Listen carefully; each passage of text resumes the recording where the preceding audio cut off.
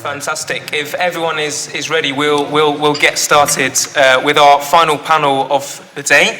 We've got a stellar lineup of panelists for you here. We'll start with, as with the previous panel, some introductory remarks from each of our speakers, and then we'll go into a question and answer. I will kick off with a few questions, and then we'll go to questions from the audience and from the live stream as well. A bit of background to today's panel. The father of modern conservatism, Edmund Burke, spoke of that partnership between the living, the dead, and the unborn. And nothing symbolises that intergenerational bond more clearly than our natural environment. We are the temporary custodians of a unique and precious natural inheritance, but that inheritance has been recklessly and dangerously depleted, threatening the security and prosperity not just of this generation, but of future generations as well. So our generation, therefore, has a duty not just to conserve what we've got, but to put nature into recovery. Of course, this doesn't mean turning back the clock. It means increasing the diversity and abundance of the nature that we have today. Our natural environment has been shaped by humanity for millennia. So what does nature restoration mean for the 21st century? From the successful reintroduction of beavers, as Ben and George spoke about this morning, to the white-tailed eagles in Scotland and the Isle of Wight, to the re-establishment of pine martens and red squirrels to more corners of the UK. What other species should be reintroduced? How can we work with local communities and farmers on those projects? And what are some of the risks associated? Our set of panelists will seek to answer those questions from a range of perspectives: the scientific, the historic, and the political. First up, I would like to invite Danny Kruger MP to deliver his opening remarks. Danny has been MP for Devizes since 2019 and is a member of the Sen Parliamentary Caucus. Before entering Parliament, he was Political Secretary to the Prime Minister. Danny, over to you. Thanks very much. So I think I've been asked to try and set out a bit of the philosophical, political case for conservatism as the party of restoration, which I think is actually a better word than conservatism. We're not just in a sort of passive mode of conserving. We have the active responsibility to restore. And I started fairly abstractly with the idea of a culture or civilization or community basically being defined by the object of its worship. What do we take our metaphysics and our morality from? What do we think matters?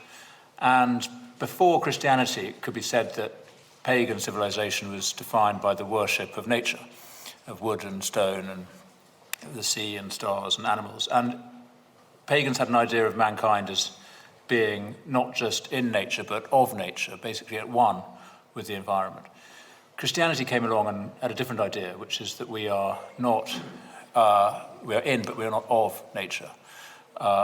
And we have a responsibility to it, of stewardship and of dominion. Tom's word, great word.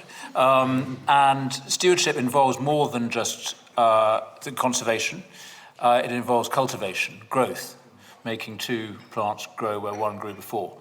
And I'm concerned about environmentalism if it is to become a neo-pagan anti-growth agenda that wants to return us to a position of being merely in and merely of nature as well as in it.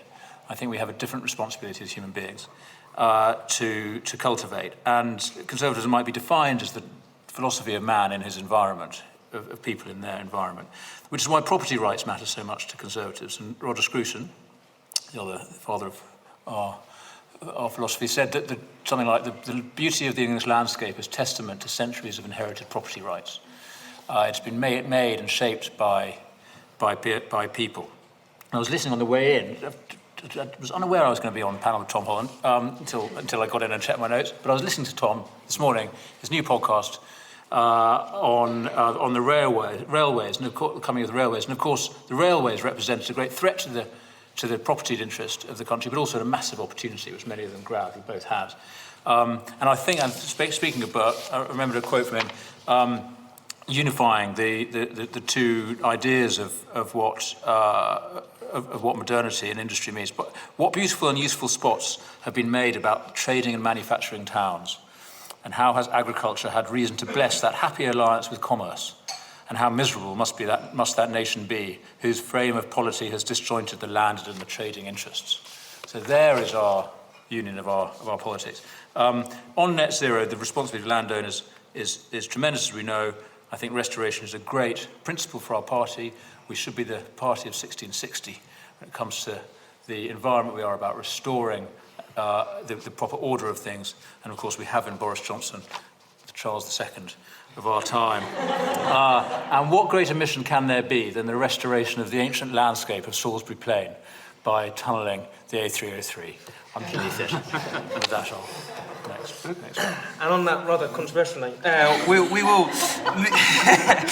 move on to our next speaker. Ruth Edwards is MP for Rushcliffe, has been since 2019, and is also a member of the Sen Caucus. Ruth was a leading advocate for the new due diligence law, which will help to tackle deforestation in our supply chains, and she sat on the Environment Bill Committee, which, given the size of that legislation, was no mean feat. Ruth, over to you. Thanks, James. I should probably just qualify that with the fact I sat on the Environment Bill Committee for about 3 sessions before I then got COVID and was unable to take part in the rest of the Bill Committee, which was extremely, I was gutted actually, because I think of all the really important bills we've got coming through in this parliamentary session, the Environment Bill was one that's closest to my heart that I'd have loved to have been a part of. I've been asked to talk today a bit about the importance of nature to communities and how politicians can engage with communities and with nature restoration. And I think as we go about our daily lives, it's very easy to forget just how close we are as a species to nature, how much we rely on it, and therefore how important the natural world is to our shared health, our well-being, and also our prosperity. But I do think that the COVID pandemic has done a lot to change this. It's completely interrupted the pattern of our normal lives. It's changed our relationship with the natural world and how we think about conservation and green spaces close to home as well as far away. I think this is true as a macro level, as it's certainly, I think, highlighted in people's mind the firm link between the spread of zoonotic disease and habitat loss. But I think it's also been very true at a local level. You know, before people might dream of going abroad to find beautiful nature or off to a national park somewhere, but with lockdown, a lot of people rediscovered really beautiful spaces just on their doorsteps that perhaps they'd overlooked in their everyday lives previously. And in Rushcliffe, there's, like many places, we've had a couple of examples of this.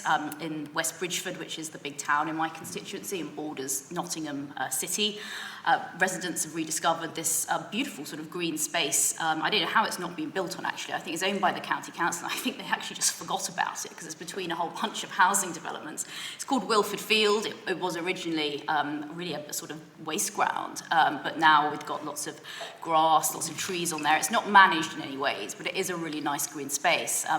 Residents have formed a group called Friends of Wilford Field. They're now petitioning the county council to turn it into a nature reserve and want to be much more proactive in managing and rewilding that place. Something that I'm backing them on, and we're trying to get Nottingham University, who have a campus in my constituency, to do a biodiversity survey to help us with that campaign. It's also given huge momentum to a campaign to stop a planning application for a gravel quarry near a beautiful village in my constituency called Barton in Fabis. It's in this lovely green valley. It's right on the borders of the River Trent, and on the other side of the River Trent, 70 metres away from where they're proposing to put this gravel pit, is the Attenborough Nature Reserve, which is full of beautiful, rare species of birds who obviously all come over to the river and feed on the banks. The proposal is now that would become a gravel quarry. I think it's a terrible proposal. It's one that hasn't taken into account the sort of effect of noise and dust and a whole range of environmental pollutants to the sort of case, the extent that it needs to. It doesn't have good mitigations, I think, particularly around restoring the biodiversity of the site afterwards, and I very much hope it's turned down. And I think there's loads of ways in which MPs can connect and serve their communities with projects like this. Not everyone will want to wander into something as controversial as the gravel pit planning application, but there are many other ways, everything from sort of litter picking to tree planting to developing new green spaces to protecting local species. I'm also a bat trust champion for the brown long-eared bat, many of which have their homes in in Rushcliffe. I actually met one of them. I met a bat that's kept in, I met him on Zoom. He's called Des the Bat. He lives in captivity because he was found injured. He can't fly, so he's looked after by one of the Bat Trust volunteers and seems very happy. And word has obviously got round the brown long-eared bat community in Rushcliffe, because I came down to my house one day and opened the curtains in my library. I thought, is that a bat hanging from this wooden beam in my ceiling? And it was. We put a photo online and said, all right, guys, what do you think this species of bat is? So he was identified as a brown long-eared bat, and I thought in my role as bat champion, probably what I should do is close the curtains, surrender the room to the bat for the day, and then, wish him well on his way at nightfall, which is what we did. So yeah, obviously species protection as well, and then I was really lucky to join the Conservative Environment Network on our visit. A whole bunch of MPs went down to see the Knepp estate, which of course has been rewilded by the Burrell family. So I think, whether you're doing it on a tiny scale or on a huge scale like they have down at Knepp, there's loads of opportunities, I think, for local communities to get together in restoring nature. I think it will it will clean up our air, our water, it will increase the quality of our lives, it will reduce, I think, the prevalence of chronic illness in our population. And it will give us direct and indirect economic benefits, and this has been pretty well established by the Descriptor Review. And it will also, I think, help us to pass down our understanding of the natural world to future generations. Anybody who's got even a vague interest in environmental policy will know the government's been doing a lot of work in this space. We've got the 25-year environment plan. We obviously commissioned the Descriptor Review, the Environment Bill, as we've just discussed, and then the reform of farm payments, which I know, I think George Eustace was here talking about this morning. I think they've got a brilliant opportunity to return unproductive farmland to nature and encourage biodiversity.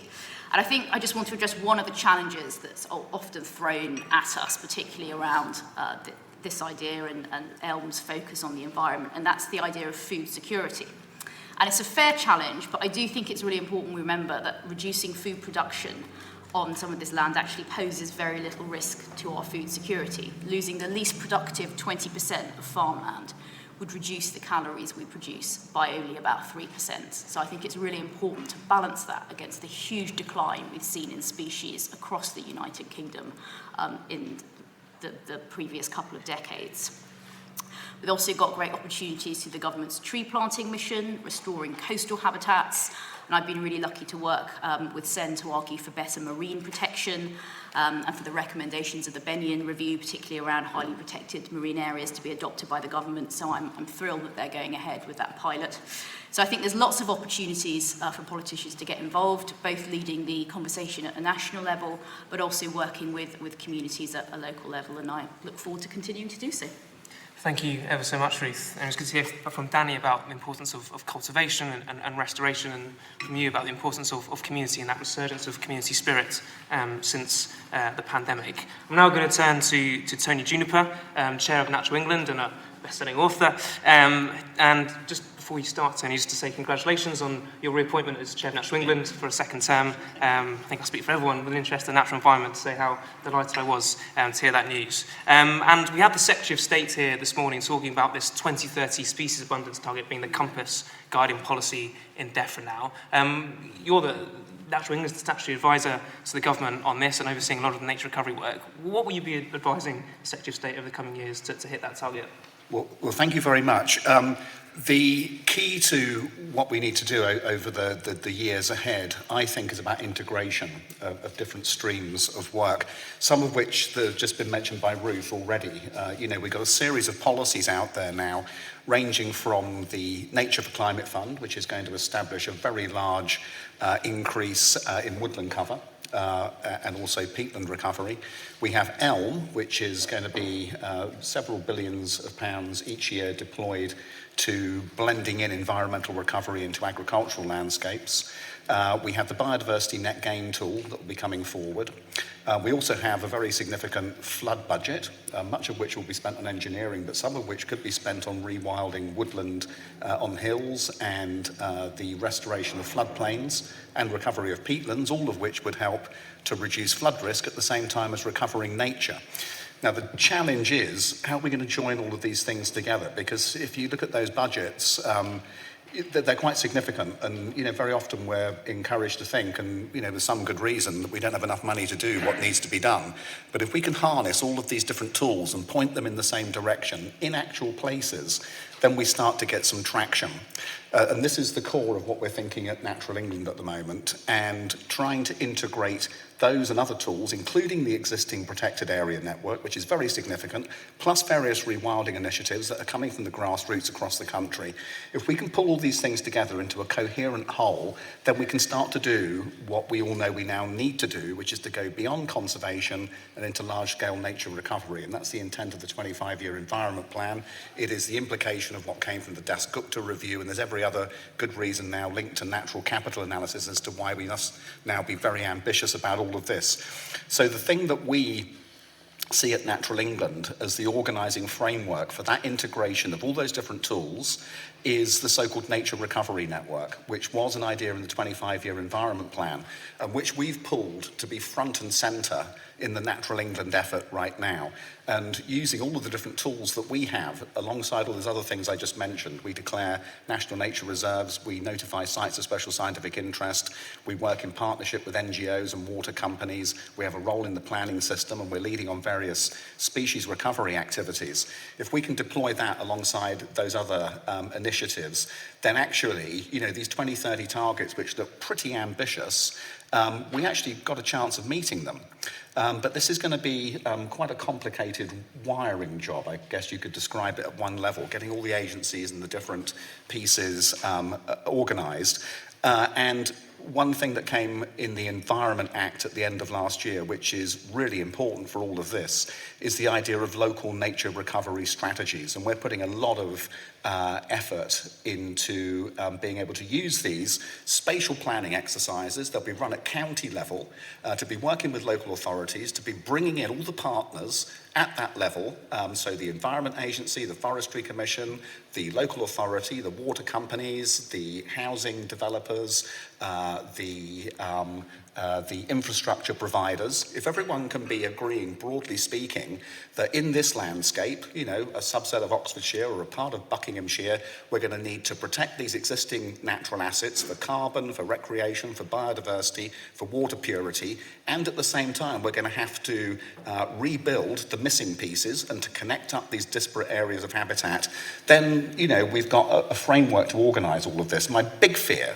is that we look at each initiative in turn, and they are individually useful. Planting more trees, repairing peat bogs, designating another triple SI, all good on their own, but the power really comes when you put them together. And we can start to do what John Lawton told us 10 years ago in his Making Space for Nature report, that we need more, bigger and better and connected natural habitats across the country if we are going to reverse this tide of decline that we've seen now for decades, and it's very well documented. And, one thing I just pick up just by way of close, as Ruth pointed out, a critical bit of this is how we're going to blend this into agricultural landscapes. 70% of this country is in different kinds of farming, and so being able to work with people who are managing the land for food production and being able to blend in that nature recovery network is one of the critical pieces we have to get right. And obviously, the Secretary of State, DEFRA, George Eustace, is spending a lot of time thinking through how we can deploy that ELM opportunity to do this in the best possible way. This is extremely exciting. I have to say, I've been working in all of these subjects now for a very long time, and we've never had this level of traction and ambition and level of opportunity with all those different tools. And I have to say how much a difference it makes when you have leadership from the very top on all of this, and the extent to which this has been driven by Prime Minister to a very large extent. And we're very, very pleased to see this now coming to effect on the ground as a result. Thank you. Thank you, Tony. Really interesting to hear about all the tools at our disposal now, and the need to put those to work under the umbrella of the Nature Recovery Network. Next up is Tom Holland, the renowned award-winning historian and author and co-host of the fantastic Rest is History podcast, which, like Danny, I'm also a fan of, and as are many people in this room, no doubt. Tom is a passionate environmental campaigner and possibly Britain's most stalwart defender of the hedgehog, along with SEN's Chris Grayling, of course. So, Tom, it'd be good if you could give us a sense of how our island has been transformed by generations of Britons, as Danny said, settling, cultivating and building across the landscape, and what a kind of programme of nature recovery for the 21st century should look like. Well, I'm very grateful for the invitation and rather surprised because I suspect that I am the only president of an organisation that has actually taken the Conservative government to court. And I'm thrilled to say won. I'm just going to briefly touch on the Stonehenge landscape because although that touches on history, I think it does also touch on issues of conservation and nature generally. I thought Danny's talk was so good, especially when he was talking about the podcast, and then he completely blew it in the final line. But I think that he fixed on what is a kind of profound philosophical tension at the heart of conservatism. Because, of course, conserving landscapes, conserving flora, conserving fauna, of course, the link with conservatism seems to me self-evident, and the invocation of Burke here, again, seems to me entirely apt. If I am opposed to digging a huge gash of tarmac and concrete through our most precious prehistoric landscape, and it would be restorative in the way that introducing the cane toad to help out Australia's biodiversity would be restorative, if that goes ahead, then I will be emotionally and, dare I say, spiritually torn. And it does seem to me that that sense of commitment to, what is it, the phrase, the partnership between the living, the dead, and the yet unborn, is a kind of vital wellspring for the conservative instinct, the desire to preserve what is precious and to keep it for future generations. But of course, I also entirely understand that the Conservative Party is the party of capitalism. It is the party of unleashing economic high spirits. It's at the moment the party of levelling up, and levelling up obviously is going to require all kinds of infrastructure projects. So I do get that. And I think that in the Stonehenge landscape, the planning inspectorate, which came out very strongly against the development of the tunnel, and it spoke in Burkean terms, it spoke of the fact that here we are talking in terms of thousands of years. And again, Danny mentioned, the pre-Christian attitudes to the natural world. Well, the Stonehenge landscape is a kind of enduring living monument to those attitudes. And it talked in Burkean terms, the planning inspectorate, kind of most unusual for a government agency, that the tunnel would affect not only our own, but future generations. And against that, of course, there is the need to expedite the traffic that otherwise gets stuck on the single lane. So I don't dispute the Highways in England's own figures that building the tunnel will save 4.8 seconds per mile on an average 100-mile journey. So we are dealing in terms of millennia, or we are dealing in terms of seconds, and I accept that they are both important. And I think that tension is evident in our attitude, obviously, to the natural world as well.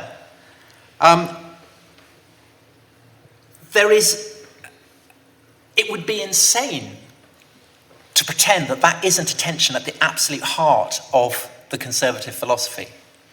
And I do agree that I think that under the current Prime Minister, things have measurably improved. And it's not for me to decide who should be Prime Minister, but I hope that whatever happens, that will continue. But I do think also that there is one aspect to the conservative attitude to environmental protection that struck me walking here this morning and thinking about it. And that is that although, of course, there is this tension between the desire to preserve our landscapes, our animals, our flora, and the needs for kind of economic growth, I think that there is a particular aspect, perhaps, to conservatives, which is there in Burke and also there in Roger Scruton, who I think has been invoked too, which is a suspicion of abstractions, a suspicion of gaseous abstractions that perhaps a conservative may instinctively feel is too gassy. And I think that does seem to me a problem with the environmental movement generally. I think it's a problem with Extinction Rebellion. That what kind of extinction are they talking about? Whenever I've asked an Extinction Rebellion activist, what extinctions are you opposing? They will talk in kind of apocalyptic terms about the ruin of the planet. They won't talk about individual species that are threatened with extinction and what they might do to try and help them. And I think that there is scope there for a Conservative government to do what Conservatives do so well, which is to fix on the particular. So Ruth talked about the brown long-eared bat coming in. I mean, that is what makes voters, want to support the environment and to see our landscapes restored and to see our flora and fauna brought back. It's that sense of personal contact. And I think that if we're talking in terms of how Conservatives, there's a kind of current appetite for red meat, but perhaps there could be an appetite for greens as well. If Conservatives focused not on biodiversity or sustainability or all these abstractions, but on the specifics. So we mentioned Chris Grayling's support for the hedgehog, and many other Conservatives, so Prime Minister's father over there. Is Rory Stewart still a Conservative? Am I allowed to mention his name in these panels? Also gave an absolutely brilliant peroration. So I think that if Conservatives said, well, look, we're in favour of sustainability and environment and all these kind of abstractions, but specifically we are in favour of seeing hedgehog numbers restored. We, the Conservative government, are going to commit to restoring hedgehog numbers. We are the party for Mrs. Tiggywinkle. Yeah. I think that would, I think voters would get behind that. I think people would, I'm speaking as a floating voter myself, but I would love to see that happen. So just as, the Stonehenge landscape, because it is the Stonehenge landscape, serves as a kind of lightning rod for all kinds of other environmental issues across this country to do with the conservation of heritage. So also, I think, much-loved species like the hedgehog, the bat, the sparrow, the chalk stream, all of which are under incredible strain and which require campaigns that go across a multitude of government agencies, I would guess. I would say that a Conservative government that swung behind that, I think that would be an excellent and vote-winning manoeuvre. Thank you, Tom. Thank you very much. That was fantastic. And a very interesting and I think fair challenge to the rest of the panel and to Conservatives in this room about that tension between restoration and growth potentially and the importance of materialism over abstractions. I'd like now to turn to our final panellist, Andrew Terry, who is Director of Conservation and Policy at the Zoological Society of London, where he oversees the delivery of ZSL's new global strategy across Africa and Asia. Andrew, before Christmas, the SEND team had a fantastic away day to Whipsnade Zoo, where we spoke to your colleagues about the contribution that zoos, the research and expert capacity that you guys have, the contribution that can make to nature recovery in this country. So it'd be good to kind of get a flavour of what ZSL is capable of offering in that regard. Brilliant, thank you very much. So I guess that there are a couple of points that I really want to pick up, and those last comments about being able to focus around species recovery and being very specific about what we want would be wonderful, because I think conservationists are often caught in a trap of the so what argument. So what something is going extinct, who cares? And I think to bring them back to that sort of emblematic quality, the totemic, I think that Ben was talking about this morning, would be fantastic. The Zoological Society of London really focuses on pushing the science of recovery. So we're helping government on different aspects of the sort of technicalities of how do you reintroduce species, how do you restore species. It's a very complicated process, and it's a long-term process. I think that's another message that I have, is that people will focus on a release event or a species is back in the wild. But actually, this is a 20, 30, 40-year commitment to see the recovery of species. And they're going to follow a bumpy trajectory as policy changes, as climate changes, as different things happen. The fate of those species conservation efforts will change over time as well. And it takes commitment over a very long time to see recovery succeed. But succeed it does. And we have a number of real success stories to draw on in that regard. So we're very much involved in that. We also look at the ecosystem and habitat level. So we do a lot of work around the UK coastline, and I think, as we talk a lot about our landscapes, I really want to call out for our seascapes as well, and talk about the recovery needs of our seas. And also, we've got a very domestic focus, but with our UK overseas territories, we also have a duty of care over, I think it was 3.8 million square kilometres of ocean around the world, where there are real stores of global biodiversity. And the UK government has a commitment there that we really want to make sure is delivered upon. Another major aspect of our work, and I think that we've touched on a lot in this debate and the whole morning, is around coexistence with wildlife. Now, we talk about coexistence with wildlife when we talk about African conservation and Asian conservation, because we're asking communities to live with increasing populations of sometimes very dangerous wildlife.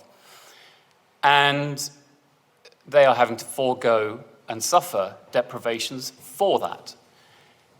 It's a different debate when you transpose that back home in the United Kingdom, and we have some very tough discussions about what coexistence with recovering wildlife will actually look like going forwards, and what level of consultation is needed and engagement. And that's a very live debate. I mean, we can talk about some of the sort of, discussions around beavers and land management and other species that we might want to bring back for the role they play in creating diverse habitats. So that's a very sort of, becomes a very live area. But, ZSL is, we have 2 zoos as part of our organisation. We're part of a large network in the UK that reaches out to, I think, over 35 million people in the country. We're involved in 30 or 40 species conservation and reintroduction programs through this country. So we are a major conservation agent, not only delivering on the ground, but also engaging those audiences who are going to be living with that wildlife and finding ways to push the debate around coexistence going forwards. So I think, we have a great role to play. And coming back to Tony's point about this massive scaling up we need to see, likewise, I really want to see the role of species recovery within that broader nature recovery network. So we will have high priority species recoveries sitting within this national recovery network, working together. And so all of these projects we talk about, whether it's angel sharks off the coast of Wales, or is it walk bites of crickets or bats, they are all collaborations. They are all different NGOs working with government and landowners to make it happen. And I think promoting that integration, enabling it, making it easier, is an absolute priority going forward. Very interesting. Thank you, Andrew. So I'm going to kick off with a couple of questions, and then we'll go to the audience, because I know lots of you want to jump in. I'm going to give Danny a right of reply to Tom's challenges. Firstly, on this potential tension within conservatism between restoration, part of conservation, but also growth and capitalism, or the commercial society. And then also, of course, the issue of in particular of Stonehenge, which I think Tom was saying encapsulates that tension. Well, I mean, I'm sorry, because I was being a bit facetious about Stonehenge. That was just fine. The jury's out, literally. There's a judicial process underway. Secretary of State has to reconsider. And, I'll be guided by that and by the ongoing arguments. I mean, I know the world is changing, and thinking should adapt. So I'm still prepared to, I've got an open mind on where we go with that, and I totally understand the argument against it. I mean, I think it is finely balanced, more finely balanced than Tom suggests. I mean, we don't want a gash across the landscape of Stonehenge, but there is a gash there. There's a massive national trunk road, a couple of 100 yards from these ancient stones, and the question is, do we want that, or do we want an admittedly large hole in the ground, out of sight of the stones, in a fold of the hills, on a bit of the landscape that doesn't have much prehistoric stuff there. So I think it's a poised argument, but I'm staying on the fence on it. Poised myself, right? So I think, I did my D for Edmund Burke. I yield to no one in my love of his rhetoric, but the Sabbath was made for man, and the union between the living, the dead, and the unborn includes the living, and that you could say that the dead and the unborn are the classic abstractions. So I think there is something to be said for today's generation having a claim on our attention. And so to your point, James, I think we need to, the conservative philosophy is about the reconciliation of the tension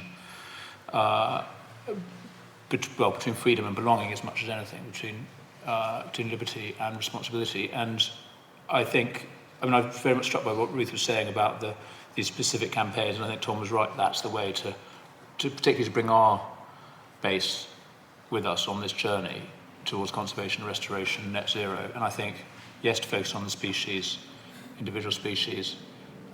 This is brilliant that beavers have been illegally reintroduced to Wiltshire. I think Ben Goldsmith was out with his head torch one night. I don't know, but so that's really important. And the other way to, I think, a conservative argument is around. I mean, this is more about around net zero, but it's around security and resilience. And there's, I think, some very profound sort of slightly more selfish arguments that we could be making. But we are, I think, very well placed at the moment. It's interesting what Tony said about this, such an exciting moment. It really does feel like it. And if we can reconcile net zero with levelling up, we've hit the bullseye. And I think we can do that with a sensible conservative approach that actually remembers that man was given the earth to cultivate, and we have a responsibility to honour the human interest. And the way to do that best is by conserving and restoring, but not by trashing livelihoods. Thank you, Danny. Tom, I want to turn to you with a specific question. I want to kind of introduce this concept known as shifting baselines, in which each generation becomes accustomed to lower and lower levels of biodiversity. It's something we've touched on implicitly, but I wondered if you've got a thought or a view on this growing campaign, which Sen MP Karen Ansell is a part of, for a natural history GCSE, so that young people growing up today know what they're missing and potential for, as we've spoken about, for restoration. Is that something that you would like to see introduced to the education system? And of course, I mean, I think that one of the reasons, people, the joke is, it's always that people become more conservative as they become middle-aged. And certainly true for me. I mean, if I feel strongly say about hedgehogs, it's because I remember growing up in Wiltshire and finding hedgehogs in the garden, finding them caught in nets, all kinds of things, and just completely taking them for granted. And now, where my parents live, they haven't seen a hedgehog for years and years. And I think that as you become middle-aged, you do realise this. You start to become oppressed by a sense of how depleted our landscape in Britain is becoming. And obviously that is something that reaches back and back and back and back. So that you read 18th century naturalists, and you're overwhelmed by a sense of the kind of plenitude that they are living among, the plenitude of insects, for instance, the plenitude of birdsong. And so when you... I don't know if anyone's seen the kind of a brilliantly weird film, Penda's Fen, which was made in the 1970s. It's the best film about a pagan Nazi living in Shropshire that you will ever see. That features a pagan Mercian king appearing at the very end. And so that's Penda. And when Penda reappears, he's up on the kind of Shropshire hills, blue remembered hills. And what I noticed watching that was the deafening sound of birdsong.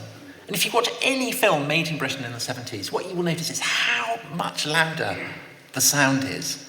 And I think that one of the things that's happening at the moment, and that should shame us as a country, is the fact that actually on the continent, things do seem to be getting better.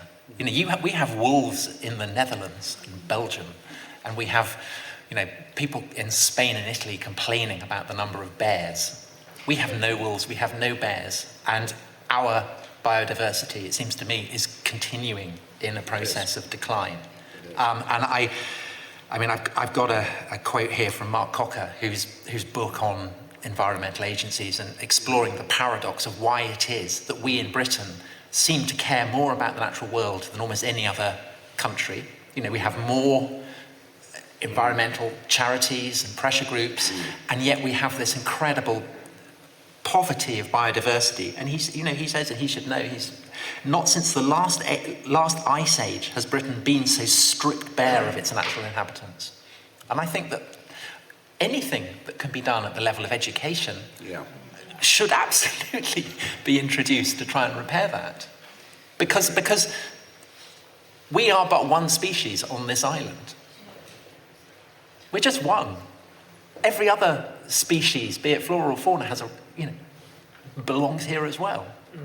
It's all part of the tapestry of life. Absolutely.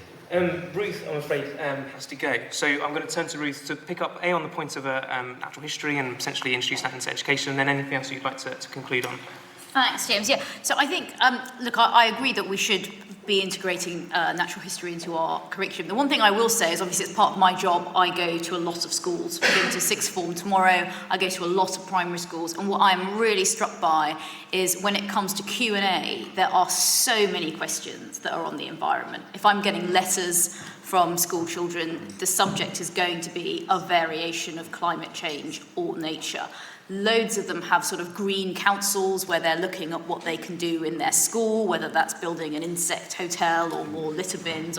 So I do think there is it's much more prevalent in education at the moment, certainly than it was when I was at school. And I think it's something that's at the forefront of a lot of the things that students get taught, either formally in lessons, but also as part of the wider culture of schools, which I think is brilliant.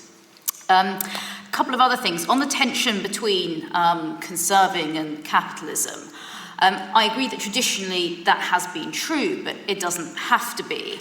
If you take something like the energy revolution, one of the reasons why I'm so keen for the United Kingdom to be at the forefront of that is because partly because we have to, with the climate change issue, we have to get the temperature down, we have to move to renewable energies. There's also the security element that Danny mentioned, but there's also the economic element. If we are at the driving front of these industries, whether that's offshore wind or new nuclear fusion, that is going to generate really, tons of high-skilled jobs throughout the country.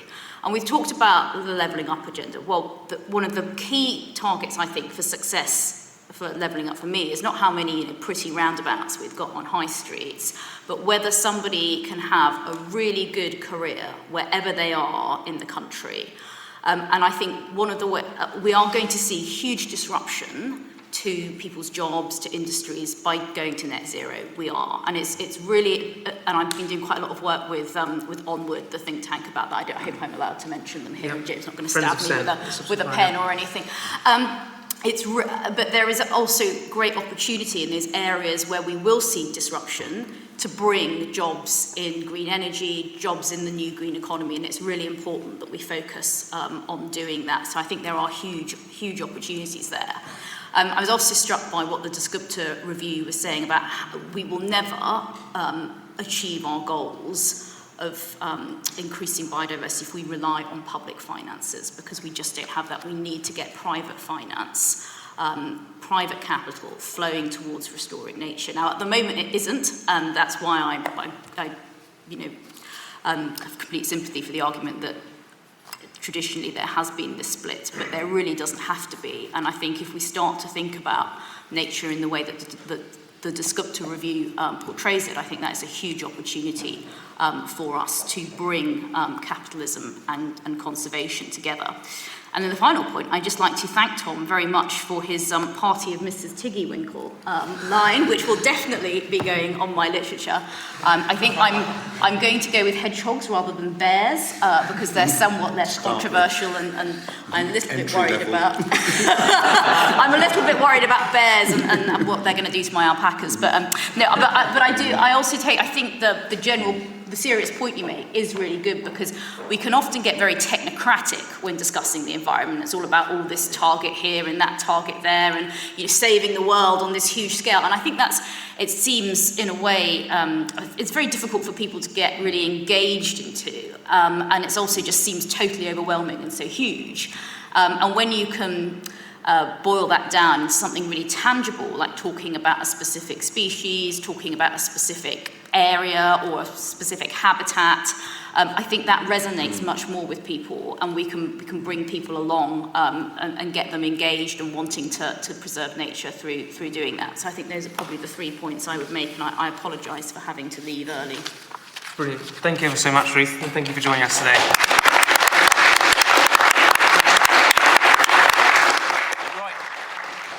I'm going to turn to audience questions now, and we're going to start with Stanley Johnson at the front here. Just hang on, Stanley, the microphone's on its way. And I've got 2 other questions that I'm going to start with. We're doing batches of 3 to get through them. It's very nice of you to give me another question, Jane.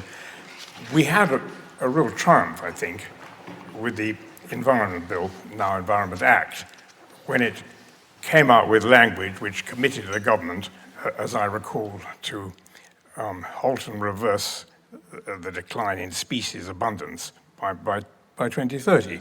Now, that was a fantastic achievement. I paid tribute, Ruth is gone, but I paid tribute really to all the MPs and also members of the House of Lords, many of whom were associated with SEN, who lobbied hard and worked hard to get that language in the bill.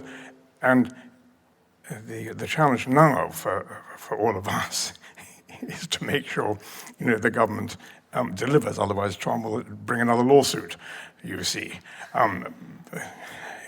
Tremendous, and that's why the sort of thing we're talking about today is very, very relevant. And I wanted to come back, now that Tony is here, on a point which I made as well en passant to the Secretary of State. Remember, we have just thrown away, as it were, I'm not making a political point here, it's just a statement of fact, we have thrown away the amazing tool in the armamentarium which we had when we were members of the EU, because we had the Habitat and Species directives and the network of sites established under Natura 2000. Now, the good news, as I remarked this morning, is that technically all those 800 sites amounting to 9% of the UK, I'm talking UK here, not England, but Tony and others know exactly what I mean. As far as I'm concerned, I still believe in the UK, you see. There it is, we've got that. Yes, technically, we've, as it were, notified that all the Natura 2000 sites, all 800 of them, are now, technically speaking, part of the so-called Emerald Network. The political point I want Tony to comment on, and Terry in particular, is bear in mind, though the EU obligations have gone, we still have the obligations under the Berne Convention. We still have the comprehensive list of species under the Berne Convention which are to be protected, including many which you're interested in, Andrew. We have, for example, obligations under the Berne Convention, I just looked it up as you were talking, which says to bring back native species with due care and attention. So this is the moment, a tremendously important moment, because the government has just asked for comment on the Glover report. Oh, sorry, it's asked for comments on its comments on the Glover report, if you see what I mean. And this is the moment for us, I think, collectively, to do what organizations like Wildlife and Countryside Link did tremendously in the run-up to the Environment Bill, to make it clear to the government that we absolutely believe that this network, which Tony was talking about, must not duck the species issue and the habitat issue, and it needs to make it absolutely clear that as we do seek to integrate all this, then UK Emerald Network sites have to take their place alongside the national parks, the AONBs or whatever they're called, and other, Ramsar sites and so on and so forth. I make one last point. Yes, we can't any longer make proposals to the EU, but we can make a proposal, for example, to the Council of Europe Berne Convention. And we could, for example, say to them, look, actually, we nationally in the UK have now decided to adopt this halt and reverse the loss of species abundance by 2030. Let that be adopted now at a Council of Europe level. And it'd be quite amusing then to see if the EU would take it over too. Anyway, sorry, there was meant to be a question. My question is, Tony, you and I are going to comment on the government's response to Glover. Can we try and push this sort of thing too? Fantastic. Thank you, Stanley. I will come to Tony to answer that in a second. I'm just going to take two more questions. Just behind you. Hi, my name's Tess Colley. I'm a journalist with End Report. My question is also about the species abundance target, and we've been talking about specifics and not being vague today. So I wondered, it's great we've got the target, but what will it actually mean to say we've reached that target? I wondered if the panel can comment on that. Maybe Tony, if you can comment on work being done maybe that's going on to ensure that it's monitored in a way that we can know that that's happened. Fantastic. And Elliot at the back. Thanks, James. Hi, all. My name's Elliot from the Wildlife Trust. Last year, of course, last November, we had the UNFC COP26, the climate conference in Glasgow. This year, and it's not been mentioned much, we have its forgotten little brother, the Convention on Biological Diversity, COP15. How can we ensure that it's no longer a forgotten little brother, that it has the power and credibility to make a real difference internationally, and to ensure that UK leadership on nature restoration can be reflected globally? Fantastic, thank you. I'm going to go to Tony first to take on all three of those. If you can, Tony. I can do quick go on each of those. Thank you, Stanley, for the questions around the Glover review and the wider reforms of protected sites post-EU. So the government's consultation on the steps it will take post the Glover review were out last week. Everyone can comment on that. And the broad ambition is to get these national parks and areas of outstanding natural beauty, which are the biggest chunk of land that we have designated for nature, mostly for beauty rather than biodiversity. But one of the ambitions there is to get these places wilder and to really harness them for nature recovery. And this is why at Natural England we've been working very hard with the AONBs and national parks to build a partnership between us to do exactly that. So mutual support to be able to get these places to be contributing to the nature recovery network, because this is evidently one of the best places to start, because they are already declared for protection for other reasons. So that's work in progress, and we're hoping that the Glover review and the responses to it that come from everybody will really put some momentum behind that. Similarly for the net zero and climate change adaptation agenda, another area that Julian Glover's team noted, lots of peat bogs, lots of opportunities for repairing habitats to reduce flood risk and catch carbon, and of course a huge opportunity to do more with these places and indeed other new landscape designations to get the health and well-being benefits that are ever more closely documented in terms of being outside in natural areas and what that does then for the way people feel, which we've all discovered during the pandemic. So that's all work in progress. Now, in parallel to that, and I think Secretary of State mentioned this in public before Christmas, so I think I can say this, that he is working on a green paper to come forward, which will start to address some of the questions you just raised around the post-EU protected area network and what we're going to do with it in terms of a UK regime to do better than we did in Europe, because a lot of these places aren't in great shape. Effects of air pollution, water pollution, fragmentation. We know that the protected areas we've got are not delivering what we need to deliver, so we need to go further, need to get more strategic about how we're looking at the steps needed to get these places into good shape. Because you can draw a line on the map of a wetland and there's a pollution source 20 miles away in a river coming from a sewage works or from some agricultural land, and it's affecting the site.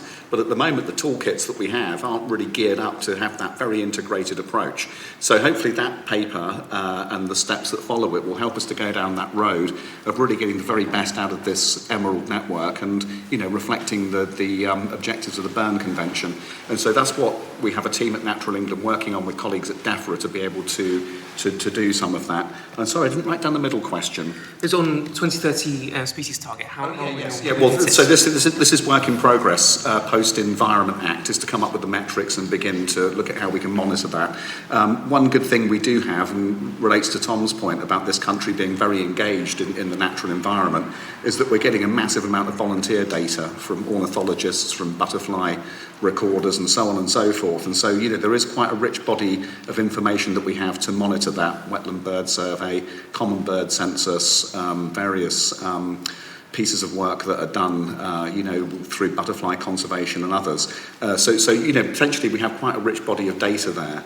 That will give us some of the metrics to be able to follow this.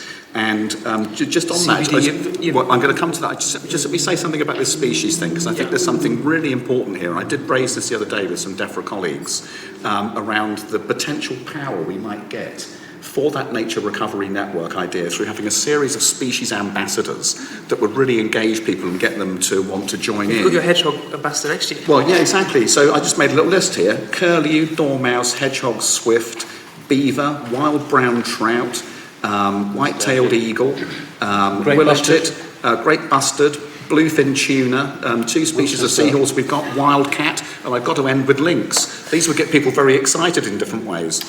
It would. And so, I think there's a send campaign there, yeah. But if you wanted to recover all of those species and others, you would have to repair the fabric of the natural environment. And it's about this point between the general and the specific. So Nature Recovery Network, very general. If you want to do it, you're going to have to harness energy. And one way of doing that is putting these species ambassadors into the front of the conversation that goes on. So I think there's definitely something really potentially powerful in there.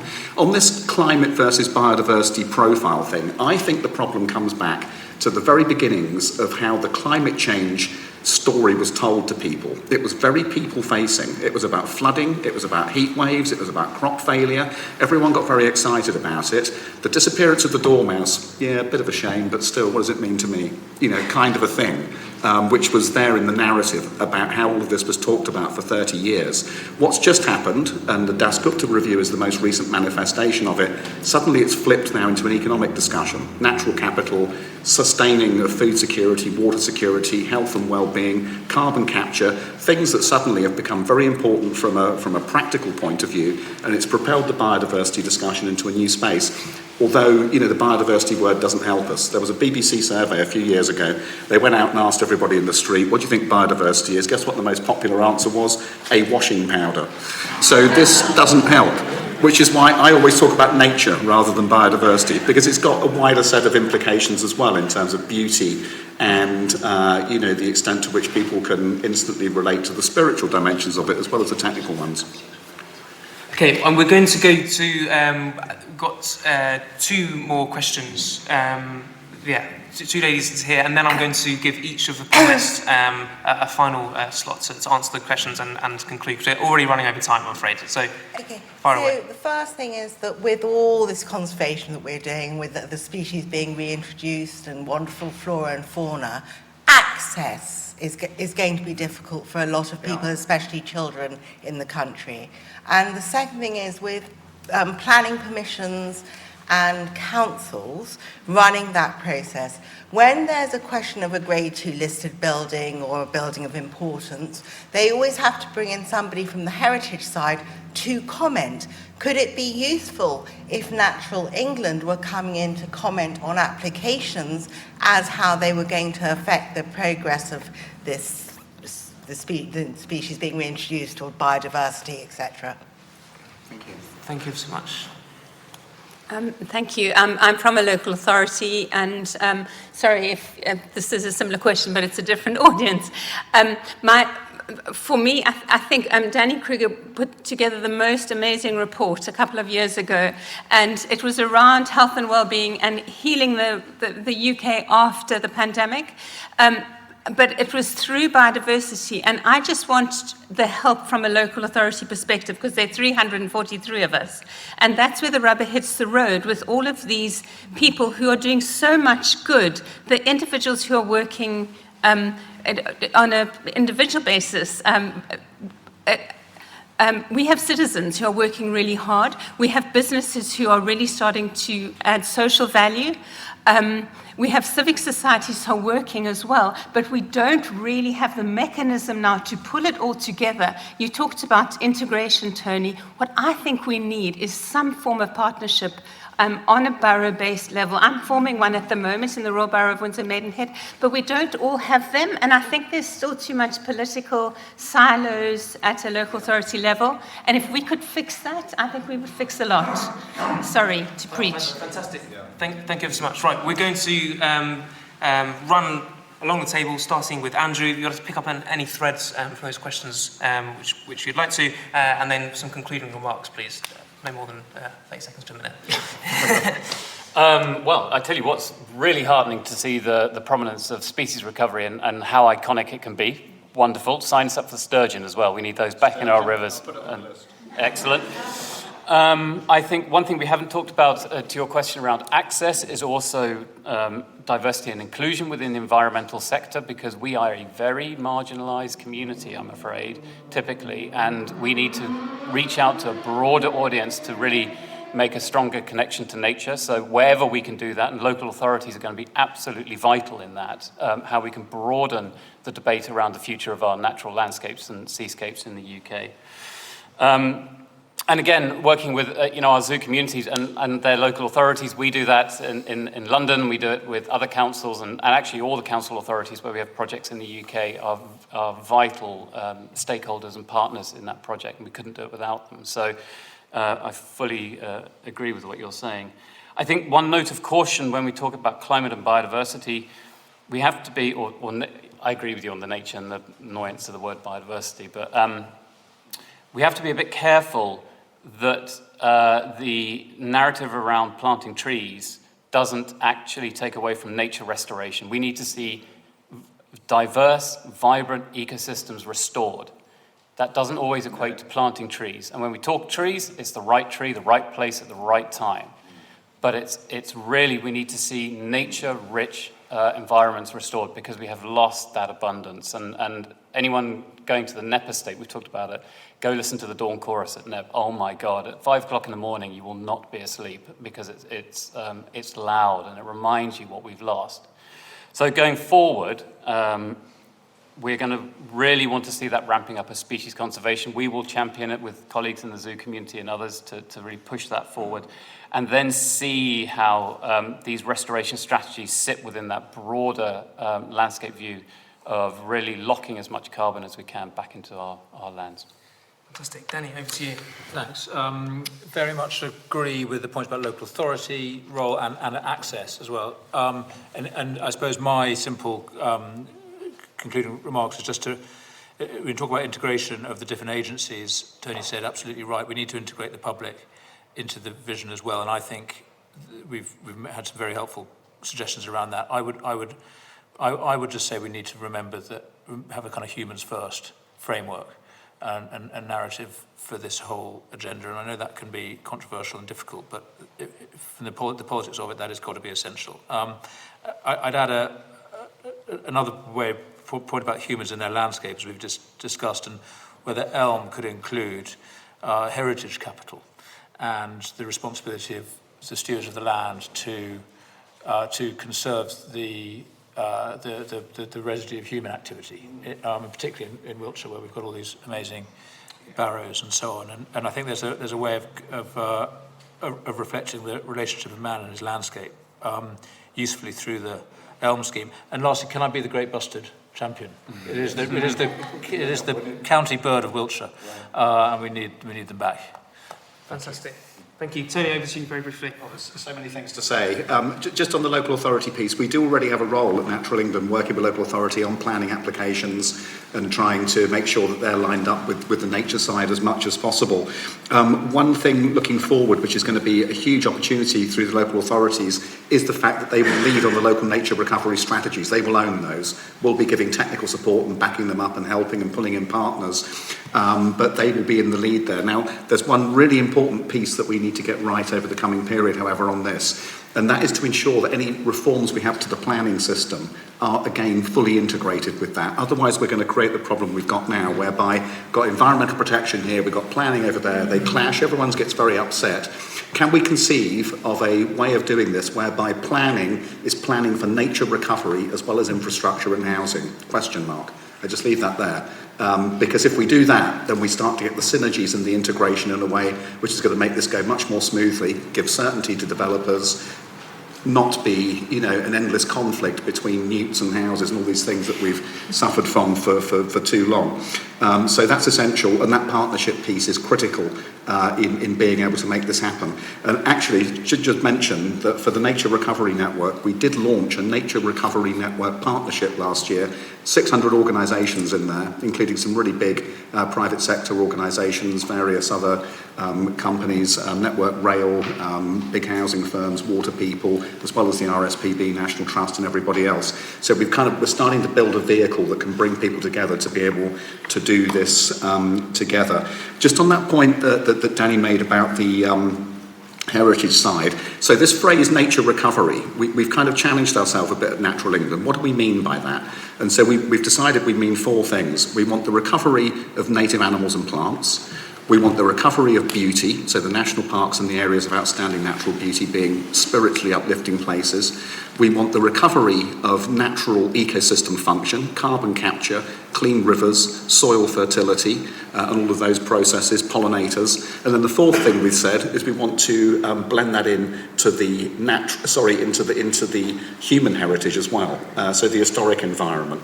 And if you put those four things together in a particular place and you set out an explicit plan for recovery of all of that and protection, obviously you can't recover the you can, can't you? You can enhance the built environment and the heritage environment. It can be enhanced for public benefit. So you can blend this in. And there are certain landscapes across the country where you can see all four. So the Yorkshire Dales hay meadows, for example, outstanding for their biological interest for wading, birds nesting, insects and plants. They are stunning to look at, and people go there to look at these places. They hold carbon and they stop downstream flooding in the likes of York and other towns. And of course they're an historic environment, they're not natural, they're an historic heritage environment. And so that vision for nature recovery, if you can start to pull these pieces together, not only do you achieve better outcomes, you actually build coalitions of people who want to work together. So that's kind of where we finished up on that thought. Fantastic. Thank you, Tony. An inspiring vision for the future. And Tom, finally, over to you. I just want to talk on a personal note, an experience that brought home to me how much we've lost, how deeply people regret what we've lost, and the enormity of the challenge that we as a society face in trying to get it back. And that was a walk I did about 2 or 3 years ago, it was kind of several months before the lockdown, along the line of the River Ver, which flows past St Albans. And the River Ver is part of an ecosystem that is as unique and distinctive as the Brazilian rainforest or whatever. And I think it's almost entirely distinctive to southern England. I think there are a few of them in northern France, and that is they are chalk streams. These are incredibly precious, incredibly rare ecosystems. And if you go to the source of the Ver and you walk right the way along to where it joins with another river, you can see vividly the scale of the catastrophe that is facing this unbelievably precious ecosystem. Because for miles and miles, there is no river at all. You will pass kind of weirs that were built in the 19th century, absolutely dry. Or if they're not dry, they will be full of toxic mud. You get to St Albans, the river was navigable. You know, the Ver gives its name to Verulamium, the name of the Roman city on which St Albans was subsequently founded. And again, it is the river there is so toxic that every year they have massive bouts of bird flu. So if you're wondering what's going to come next after COVID, look to the parks in St Albans for one possibility.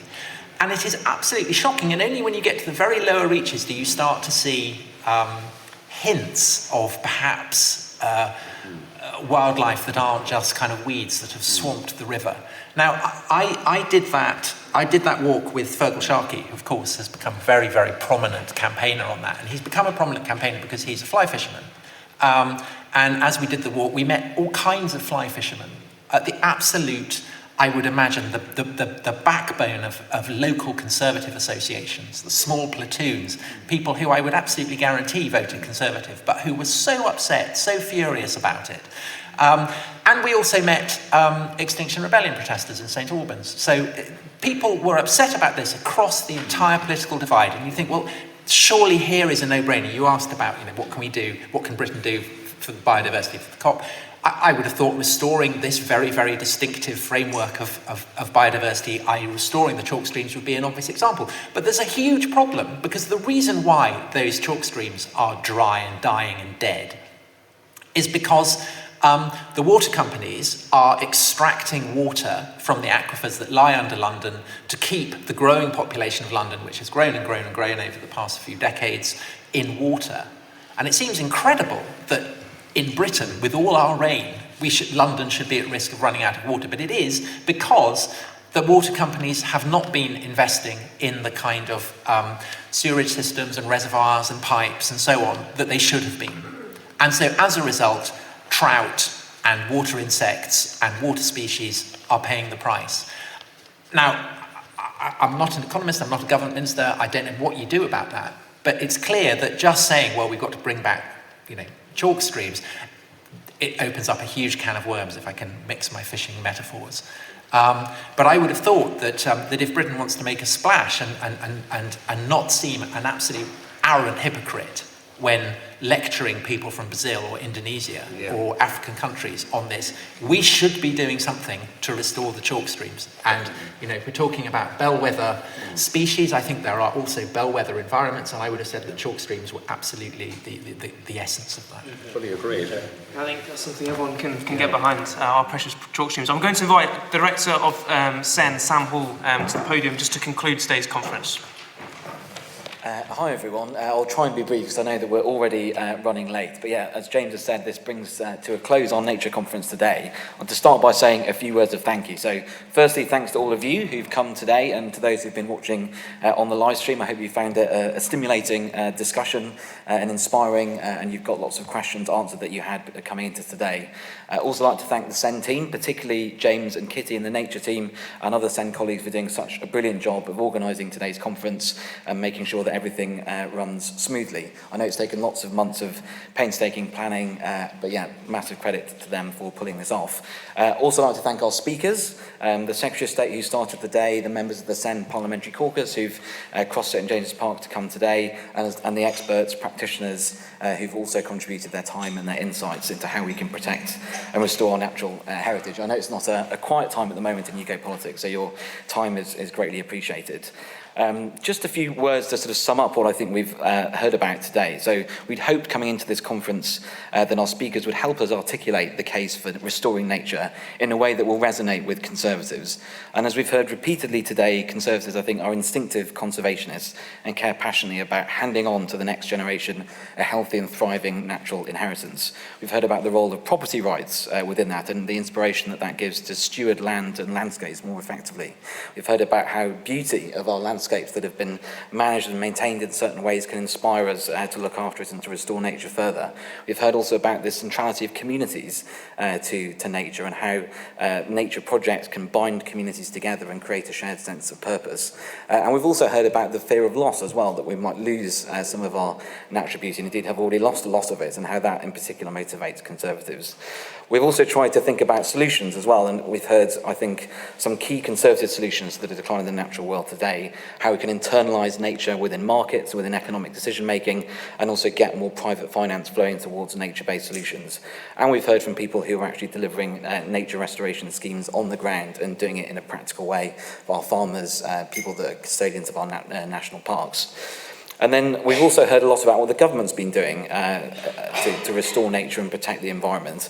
I think particularly an issue that's very topical at the moment is the reforms to the government's agricultural payment scheme. And there's often this tension that gets presented between how we produce food and improve the environment, as though these two goals cannot be delivered together. And I think that we've heard today comprehensively rebutted. We know that we can't keep depleting our natural capital if we want to continue producing food for generations to come. We know there's lots of potential to incentivise nature restoration on the least productive parts of our farmland, and also great economic opportunities for farmers from doing so. Briefly, to conclude, I just want to look ahead to some of the work that SEN has got coming up as part of our nature programme, and to hopefully trail some of the things that we've got coming in the coming weeks and months. So our SEN Parliamentary Caucus, a subset of them, is going to be publishing an essay collection in the next month or so with policy ideas for how we can deliver nature restoration, climate action and food security at the same time across a range of different habitats and landscapes. So do watch out for that.